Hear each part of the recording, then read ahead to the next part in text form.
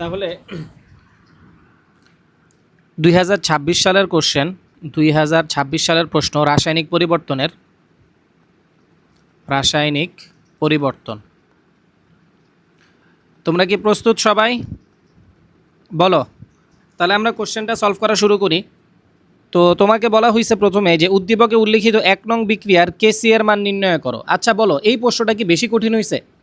তোমরা যে বলো যে 2026 সালের প্রশ্ন অনেক কঠিন হয়েছে, এই প্রশ্নটা কি অনেক বেশি কঠিন হয়েছে? তোমারে বলছে 1 নং যে বিক্রিয়াটা আছে এই বিক্রিয়াতে কেসি এর মান নির্ণয় করতে। তাহলে তুমি দেখো এই যে 1 নং বিক্রিয়াটাতে কি কি আছে, AB5 AB3 প্লাস B2, এই যে বিক্রিয়াটা, এই বিক্রিয়াতে কেসি এর মান নির্ণয় করতে বলছে। তোমার 30 ডিগ্রি সেলসিয়াস তাপমাত্রা বলছে, 1.5 ATM চাপ বলছে, আর 70% বিয়োজিত হয়েছে এই কথাটা বলছে। তাহলে আমি যদি অঙ্কটা করে ফেলি, দেখো এই জায়গায় কি লিখবো আমি, AB5 এটা বিয়োজিত হয়ে কিসে পরিণত হয়েছে, দেখো যে তোমার AB3 প্লাস B2 সব গ্যাস, ঠিক আছে, আমি আর লিখলাম না। তো তুমিও জানো আমিও জানি প্রাথমিক অবস্থা এটা হলো 1 মোল, এটা 0 মোল, এটা 0 মোল। এরপর আমরা কি জানি 1 মাইনাস আলফা, এটা আলফা, এটা আলফা। এতটুকুতে কারো কোনো কনফিউশন আছে? এতটুকুতে কারো কোনো কনফিউশন আছে? হ্যাঁ, এটা তো আসলে ইজি একটা প্রশ্ন আসছে। এত ইজি প্রশ্ন আসলে করাই দিই তো আমার শরম করতেছে, এরপরেও করাই দিই। 1 minus alpha plus alpha plus alpha, তখন আলটিমেটলি কি আলফা আলফা কাটা যায়, তখন আলটিমেটলি কি থাকে 1 প্লাস আলফা। তাহলে আমি কি মোট মোল বের করে ফেলছি। মোট মোল যখন আমি বের করে ফেলবো, এরপরে কি বের করতে হয় বলো তো? মোট মোল বের করার পরে কি বের করতে হয় সেটা বলো। কী রে ভাই, কী পড়ালেখা করো তোমরা, আমি এটাই বুঝি না। মোল ভগ্নাংশ বের করা লাগে কানারা, মোল ভগ্নাংশ।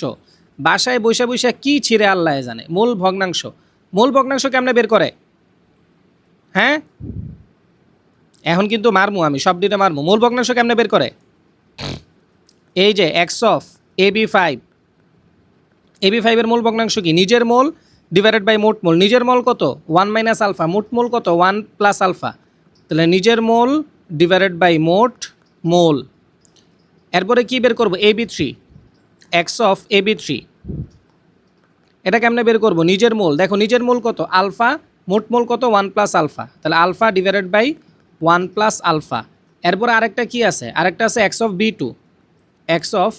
B2, এটার ক্ষেত্রে কী হবে? নিজের মোল ডিভাইডেড বাই মোট মোল। আচ্ছা, তাহলে আমরা মূল ভগ্নাংশ কি বের করে ফেলছি না? আমাদেরকে মূল ভগ্নাংশ প্রায় বের করা শেষ না? তাহলে মূল ভগ্নাংশ যখন বের করছি, এরপর আমরা কি বের করব? মূল ভগ্নাংশ তো বের করা শেষ। তো মূল ভগ্নাংশ বের করার পরে কি করা লাগে? ডাইরেক্ট কেপি বের করা লাগে। কেপি ইজ ইকুয়াল টু কি? উৎপাদের আংশিক চাপ। উৎপাদকে দেখো তো, উৎপাদ কি? উৎপাদ হলো AB3 আর কি B2। তাহলে উৎপাদের আংশিক চাপ ডিভাইডেড বাই বিক্রিয়কের আংশিক চাপ। বিক্রিয়ক কে জায়গায় বলো তো? বিক্রিয়ক আছে AB5। কারোর সামনে কি 2 1 আছে? বিক্রিয়া কি সমতা করা লাগছে আমাদের? বিক্রিয়া কি অলরেডি কি সমতা করা আছে? বা এইদিকে 1 1, বিক্রিয়া কি সমতা করার কোনো প্রয়োজন আছে? নাই। তাহলে দেখো এই জায়গায় আমি ভ্যালুগুলো জাস্ট বসাই দিলেই হবে না। এই জায়গায় কি বসাবো? AB3। তাহলে এক্স অফ AB3 ইন্টু মোট চাপ। মোট চাপের ভ্যালু কত বলো তো? মোট চাপের ভ্যালু কিন্তু দিয়ে দিছে 1.5। মোট চাপের ভ্যালু কত? 1.5 ইন্টু এরপরে কি এক্স অফ B2 ইন্টু 1.5। আর নিচে কি লিখবো? X of AB5 into 1.5। তাহলে এই জায়গা থেকে আমি কাটাকাটি করে দিতে পারি। দেখো 1.5 আর 1.5 কাটাকাটি। যখন আমি কাটাকাটি করে দিব তখন আলটিমেটলি কী কী থাকে দেখো, যে এক্স অফ AB3তে আমি কি লিখতে পারি? নিজের মোল ডিভাইডেড বাই, মানে এক্স অফ AB3তে কি নিজের মোল ডিভাইডেড বাই মোট মোল। তাহলে alpha divided by 1 plus alpha divided by 1 plus alpha into 1.5। এই জায়গাও কী হবে? এক্স অফ B2 এর ক্ষেত্রেও কী হবে? Alpha divided by 1 plus alpha.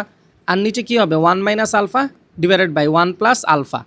তো দেখো আমি যদি 1.5 আলাদা রাখি, এই যে 1.5 আমি আলাদা রাখলাম, ইন্টু এই জায়গায় তোমার উপরে হবে আলফা স্কোয়ার, আর এই জায়গা হবে 1 প্লাস আলফা হোল স্কোয়ার। আর এটা যে মানে আর গুণন হইয়া নিচেরটা যখন উপরে উঠবে তখন এটা এই পজিশনে চলে যাবে।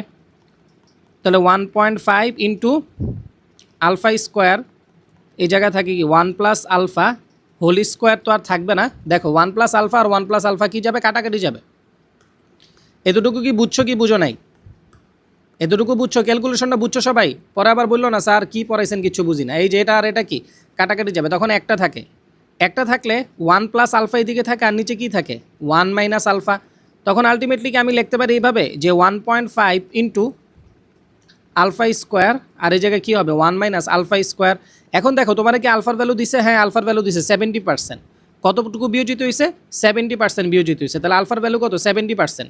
তাহলে 70% যদি হয় তাহলে তখন এই জায়গায় লেখা যায় যে 1.5 ইন্টু 0.75, এই পুরো জিনিসটার উপরে হবে হোল স্কোয়ার, আবার 1 মাইনাস 0.75 এই পুরো জিনিসটার উপরে হবে হোল স্কোয়ার। তো ক্যালকুলেশন করো সবাই। Whole square divided by 1 minus 0.75 whole square. Calculation করছো কত আসে? 1.92, 1.9285। এটা আসে কিসের ভ্যালু? কেপির ভ্যালু। তো তোমারে কি বের করতে বলছে? কেপি নাকি কেসি বের করতে বলছে? কেসি বের করতে বলছে। তাহলে তুমি কি জানো যে KP is equal to KC R T to the power কত? Del n. এখানে ডেল এনের ভ্যালু কত বলো তো? এই বিক্রিয়াতে ডেল এনের ভ্যালু কত? ডেল এনের ভ্যালু কত? দেখো বিক্রিয়ক আছে কয় মোল? বিক্রিয়ক আছে 1 2, সরি বিক্রিয়ক আছে 1 মোল, উৎপাদ আছে কত? 1 2, 2 মোল। তাহলে 2 মাইনাস 1 কত হবে? 1। ঠিক আছে, উৎপাদের মোল সংখ্যা মাইনাস বিক্রিয়কের মোল সংখ্যা। উৎপাদ আছে কয় মোল? 1 মোল, 1 মোল 2 মোল, আর বিক্রিয়ক আছে কয় মোল? 1 মোল। তাহলে 2 মাইনাস 1 কত হবে? 1। তাহলে ডেল এনের ভ্যালু কত হবে? 1।